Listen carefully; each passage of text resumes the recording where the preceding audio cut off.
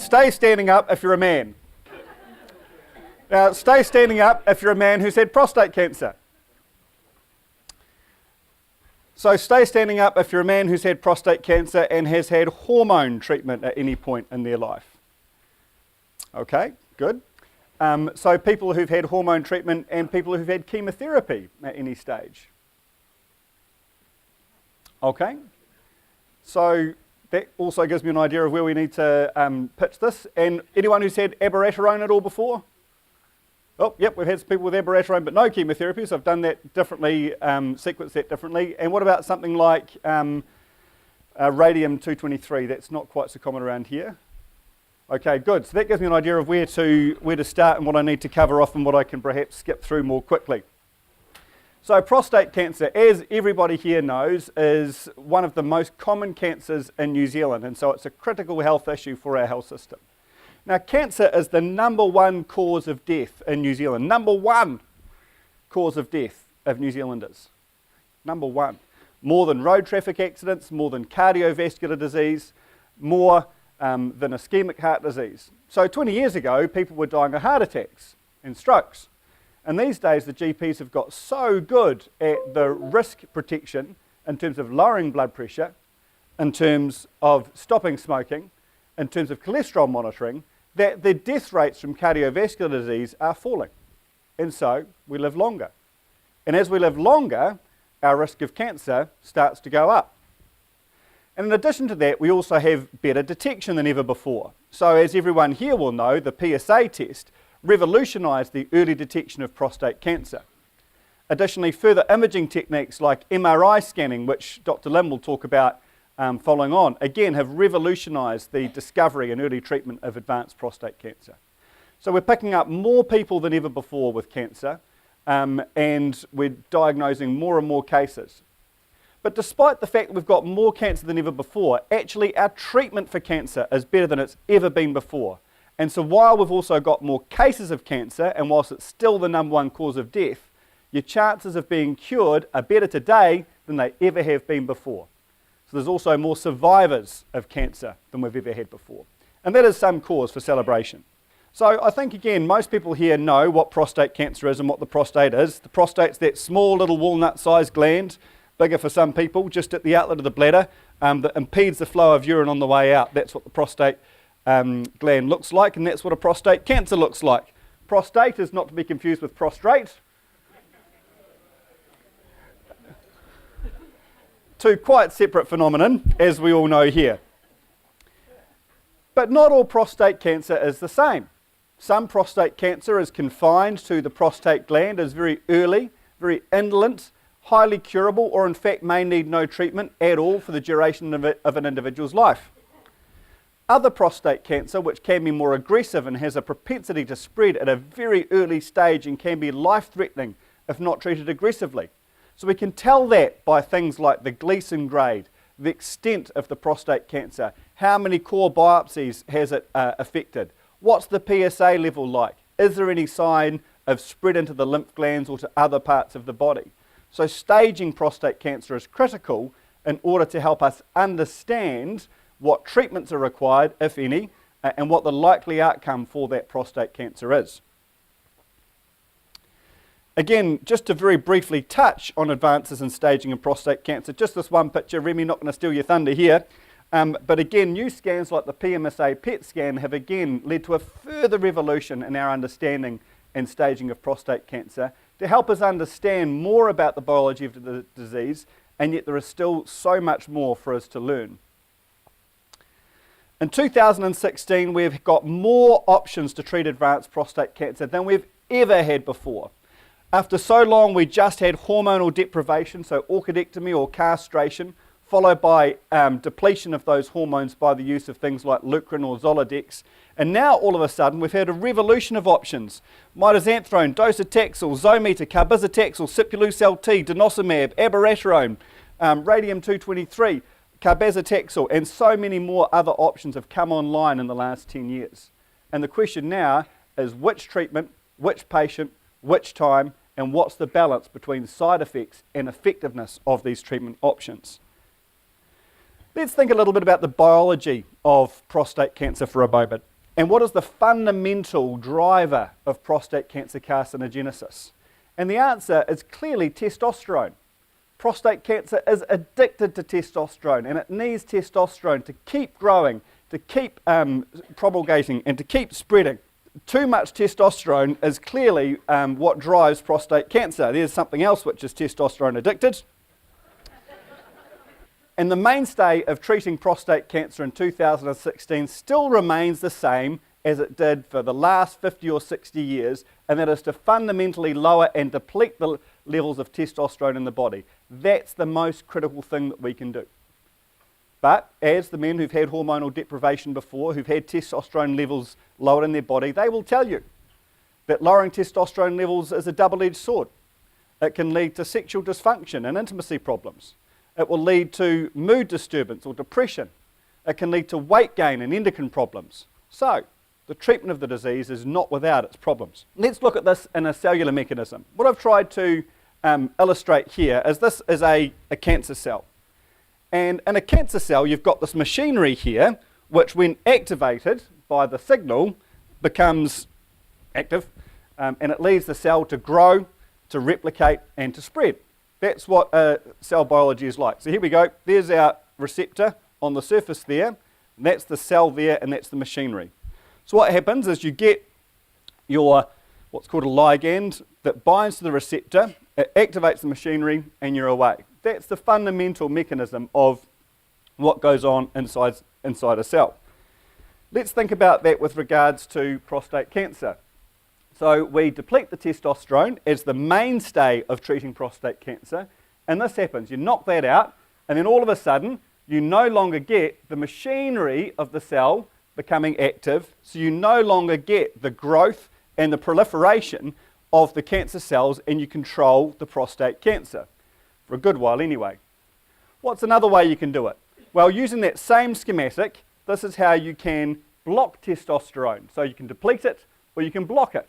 So you get a drug which occupies that binding site, testosterone comes along like that, boonk, can no longer bind to that receptor, and so the cellular machinery here cannot be activated, and so you don't get the cell growth, proliferation, and spread. Other ways we can target advanced prostate cancer. You can interfere with the machinery. So let's imagine you don't have that blocker there, you've still got the testosterone circulating around. What you do instead is you target that machinery and you try and stop the machinery inside the cell from working as another way of targeting prostate cancer and stopping growth, proliferation and spread. So let's conceptualize that and keep that in mind as we move forward through the treatments which are available for advanced prostate cancer. Well, I'm a medical oncologist, and medical oncologists are very much the Johnny-come-latelys to the treatment of advanced prostate cancer, because for a long time we didn't really have very much to add. Now, a medical oncologist, often called a chemotherapist, but we do have a few other tricks, our main tool until recently has been the use of chemotherapy. And chemotherapy, to be honest with you, hasn't actually always been that good. So the traditional place of chemotherapy was when all other options had been exhausted.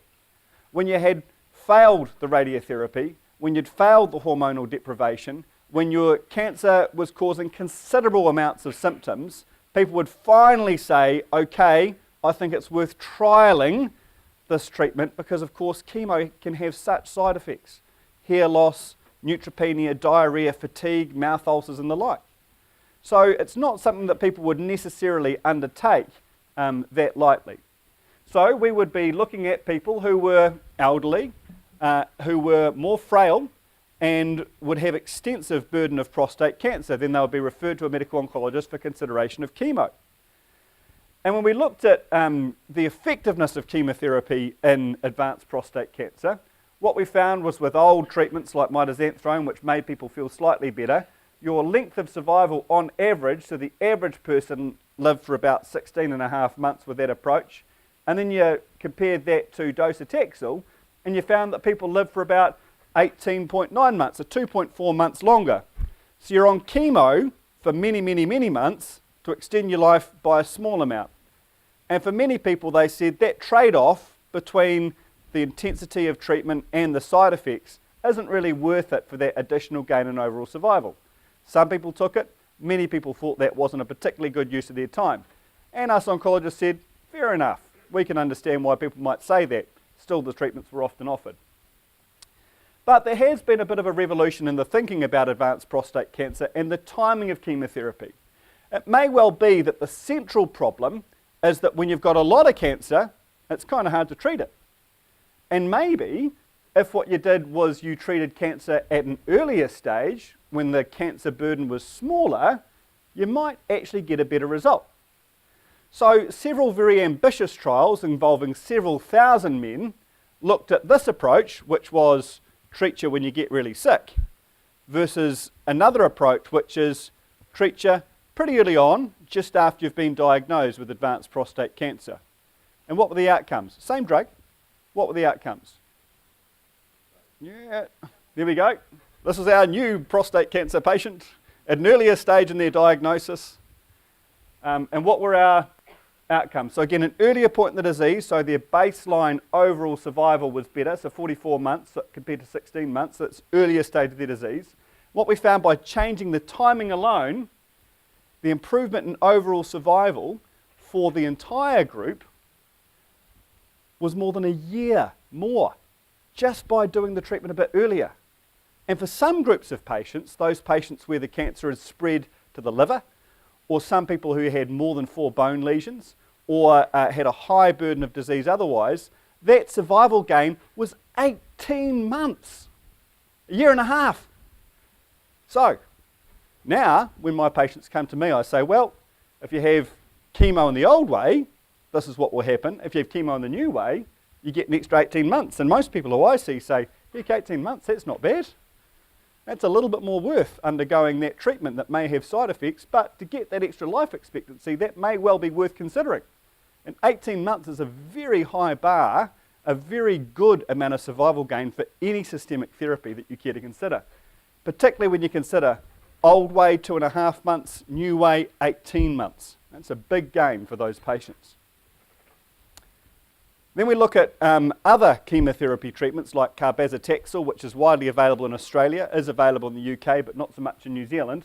What they found with the carbazitaxel, which is more chemotherapy, again, kind of found it was pretty disappointing. It's not projecting so large here, but again, people who've had previous chemo, having a bit of carbazitaxel might again extend your life expectancy by just a few months, 2.5 odd months on average for a bit more chemo. And again, that additional gain hasn't been enough to persuade many of us to use that widespread in our practice, and currently it's not pharmac reimbursed. As I say, the side effects of chemotherapy are there. You do get hair loss, you can become more tired, you do have a risk of diarrhea, and there is a risk of infections, as well as nerve damage. So the average course of chemo to get that 18-month survival gain is around about 18 weeks, and we find that for 4 out of 5 men we can get the dosing of chemo right after a couple of rounds to make it tolerable for the majority of people. And most people get through that 6 rounds of chemotherapy, and most people can get that additional survival gain as a result. So that balance in people at an earlier point is certainly one which is worth considering. The other treatment which has become available over the course of the last wee while in New Zealand is, of course, abiraterone, Zytiga. And what that does is that blocks the synthesis of adrenal testosterone and also intratumoral testosterone as well. Inside the tumour, and so that reduces testosterone outside of just the testes alone, reducing it inside the cancer itself, as well as the other source of testosterone, which is the adrenal gland. And that tablet, again, has been shown to improve survival by around about 5 months, depending on the exact time and the exact setting that you use it in, and is again generally well tolerated by most people who take that, but there are of course some side effects from that. When you look at survival, as I say, it's around about 4 or 5 months, depending on the time when you use it. If you can use it, you can use it before chemo or after, and there's a number of reasons why you might choose one or the other. But it's clear that the people who have abiraterone in general live longer with better quality of life than those that don't. So it's a valuable addition to the armoury. That became pharmac funded in 2015, first data available on abiraterone 2008, I think it was. So a bit of a lead time there between the data becoming available and the funding becoming available. One of these other new emerging and quite exciting treatments for prostate cancer, which again is not widely available in New Zealand but is available in other overseas, particularly the US, is immune-based therapies against prostate cancer. Now, cancer cells are not like normal cells. They are a little bit different, just different enough, but the immune system often doesn't recognise them. So is there a way of getting the immune system to recognise the prostate cancer cells? And is there a way of having the immune system harnessed in order to attack the prostate cancer that little bit more? Well, it turns out there is. This new treatment, I always struggle to actually say its proper name, Sipuleucel T, or Provenge, is what it's called. You take out people's normal immune cells and you expose them to this prostate cancer antigen and you make them grow up by the use of immune stimulants and then you re-inject them.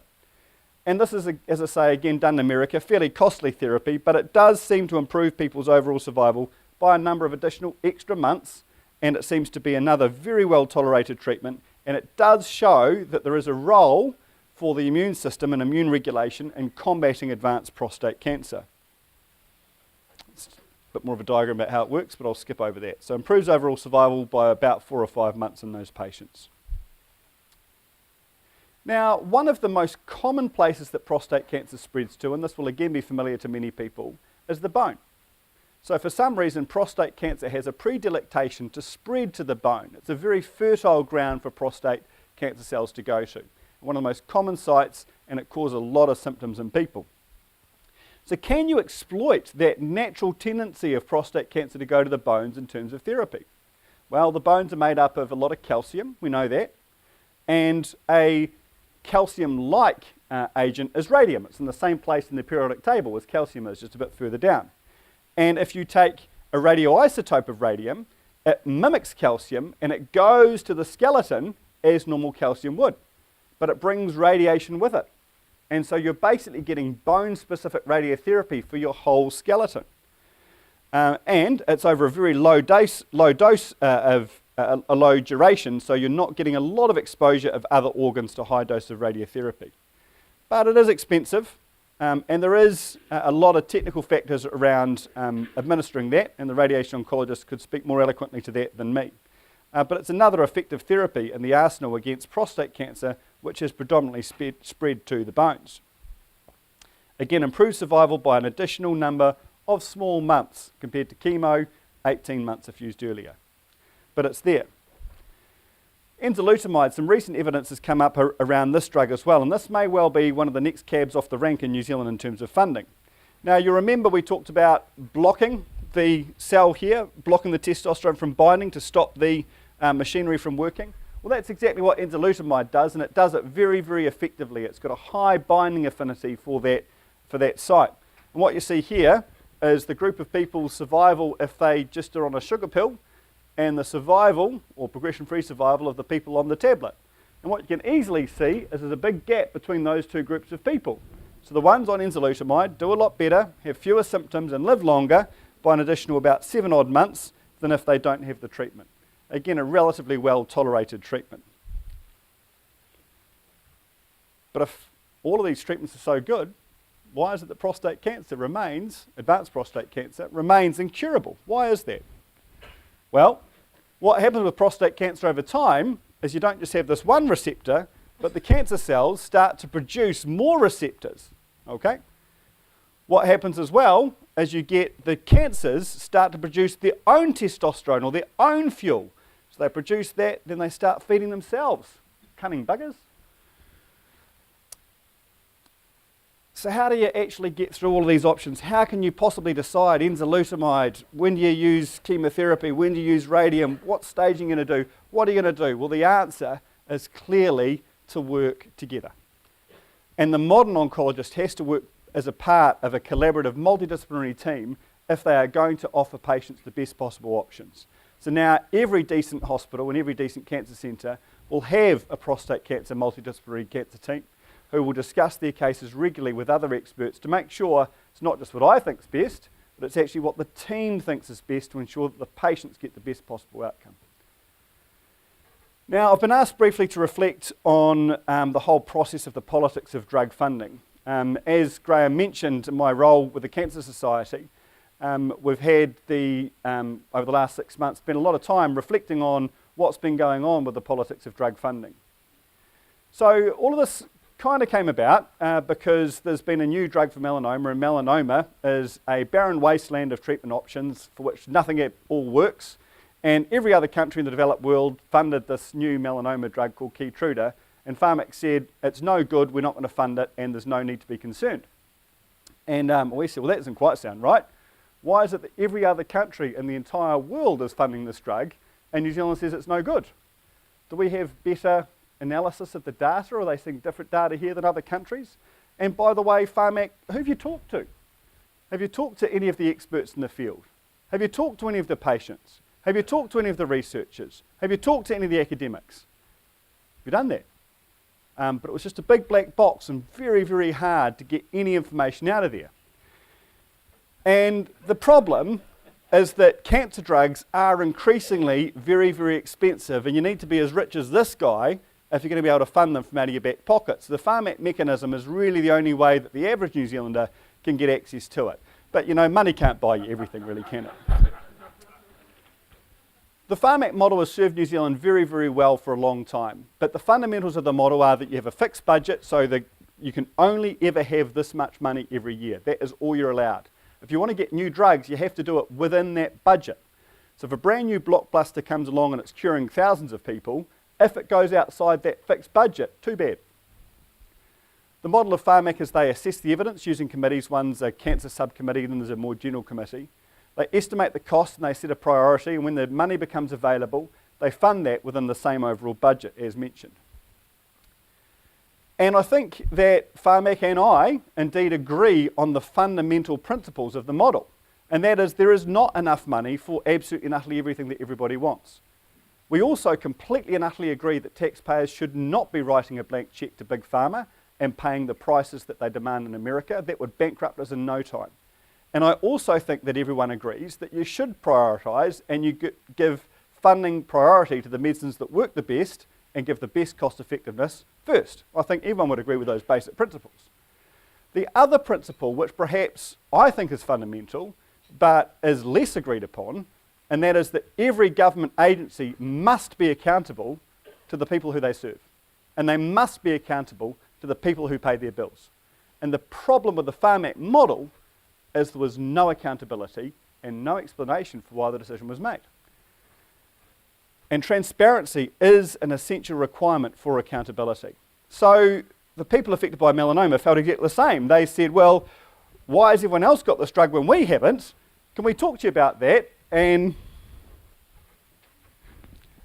so the patients did the only thing that they could, and that is they took to Facebook and Twitter. They spoke to the radio and the television. They spoke to their MPs and the Minister of Health, who incidentally would never meet them. So they did the only thing they could in a system that would not hear their voice, and that was they campaigned. And so we had 9 months of constant media coverage. We had a petition that was signed by 43,500 people calling for the funding of this one drug.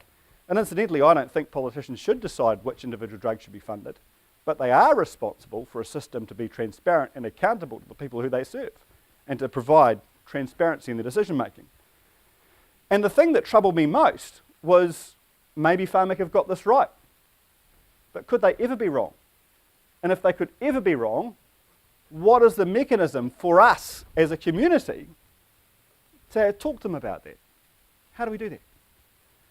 So with that in mind and with that experience, we started to say that actually we need change. We don't need to chuck out Pharmac at all. We don't need to chuck them out, but we do need change. We need to have a process where people get together and engage, where we have engagement around these important decisions with patients and families, where Pharmac engages with doctors and researchers, and they talk to patient groups and the community about these decisions which fundamentally affect people's lives. We need a process which is transparent so we can understand why they make these important decisions, particularly around the clinical evidence. There was huge suspicion in the oncology community that when Pharmac said the drug was no good, what they really meant was this drug costs too much. And you know what? If Pharmac had come out and said, this drug costs too much and we will not write a cheque of that size to the drug company, but it's a good drug, I would have said, I agree. And what we need to do is turn the blowtorch on the drug companies to bring the prices down. But they didn't say that. They said the drug was no good, which was wrong. We need to know that they've got transparency around their evaluation of evidence. And there are a number of tools around that. And actually, New Zealand's a small country. There are only 14 doctors who treat advanced melanoma in New Zealand. 14. Got them all on a teleconference a couple of days ago when we were talking about the implementation of these new drugs. So it can be done. We have to have some kind of idea what the goalposts are. If a drug is this good and it costs that much, maybe it should get over the line. Maybe that would be fair. And we have to have some kind of system where we can actually say how much we're going to spend on cancer care compared to road safety. That's part of our democracy, where we get to talk about our priorities around taxation, around healthcare, around aged care, around all of these things that are important to us as a community. That is the body politic. That is politics. And we need certainty. They can't just say, we'll make a decision sometime, we'll let you know when it suits us. They've actually got to say to the community, this is how long the process will take. So some drugs are highly expensive and not very effective. Some drugs are very effective and not very expensive. And hitherto, there will be a range in between the times. And we need to have these discussions around that. There is a difference between cost and value in some of these situations. And interestingly, in an analysis of cost and effectiveness, it turns out that chemotherapy in high volume disease is one of the cheapest things you can do in terms of getting the most effective life years gained. And this is Pharmac's current prioritisation list around drugs in the cancer basket which have been looked at. There's enzalutamide, it's over their threshold, which is why I say it may well become funded in the reasonable future. And abiraterone, which actually was below their funded threshold but still got over the line, and that's because Pharmac sometimes does bundle deals, and that's where the second-line chemotherapy cabazitaxel comes in the prioritised drug list at the moment. So there are some drugs there which may well become available for us, and there are some drugs which are below their effectiveness thresholds which still get over the line. So the patients ask the doctor, what stage is my cancer? What chance have I got to have treatment? And the doctor says, depends on how good your lobby group is. I don't think that should be the case. I think we should have a transparent, robust system that we all engage with, that is arm's length from politicians, that delivers as good, effective, transparent decisions which are fair for all New Zealanders, irrespective of the type of disease that you have. And that's what we advocated for.